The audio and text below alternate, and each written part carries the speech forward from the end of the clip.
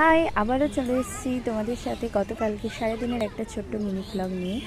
তো কালকে সকালবেলায় স্কুলে আর যাইনি, এতটাই গরম ছিল আর মেয়ের শরীরটাও একটু খারাপ হয়েছিল, সেই জন্য কালকে স্কুলে যাইনি। আর ঘুম থেকেও তাই লেটেও উঠেছি, মানে প্রত্যেক দিন খুব আর্লি মর্নিং উঠি, কিন্তু কালকে বাড়িতে ছিলাম সেই জন্য একটু দেরিতেই উঠেছি। তারপরে এই যে ঘুম থেকে উঠে একটু ঝিমাচ্ছিলাম, তাই আগে চা, মানে এত গরমেও না যারা আর কি চায়ের নেশা আছে তারা চা ছাড়া ঠিক থাকতে পারবে না, সেরকমই হচ্ছে আমি একজন। মানে চাটা বেশ আরাম করে বসে খেলাম। তারপরে এই যে মা সব ঠাকুরের জিনিস মানে ফলগুলো ভাগ করছিল, কাজ করছিল। তারপরে আমি এই ঘরের কাজ বাজ যা ছিল কমপ্লিট করে যে স্নান ধান করে নিলাম।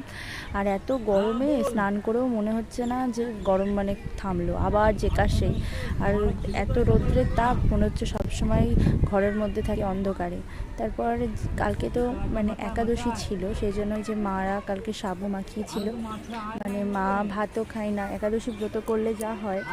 তো এইভাবেই দিনটা কাটলো। দেখা হচ্ছে নেক্সট ব্লগে, ততক্ষণের জন্য টাটা।